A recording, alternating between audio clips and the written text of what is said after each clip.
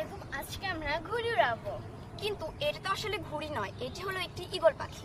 তো চলো আমরা ঘুড়ি উড়াই। বাট এই ঘুড়িটা উড়াবো কিভাবে? চলো আগে এটা আমরা সেট আপ করে নিই। ঠিক আছে চলো, বাট এটা সেট আপ করবো কিভাবে? এখানে এগুলো দেয়া আছে, এগুলোতে কি করবো?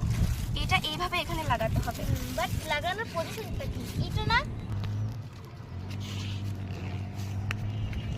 এইভাবে নিতে হবে।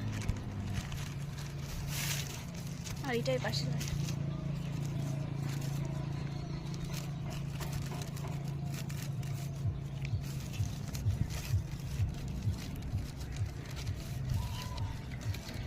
অনেকদিন পর ঘুড়ি উড়াচ্ছি, এক্সাইটেড না?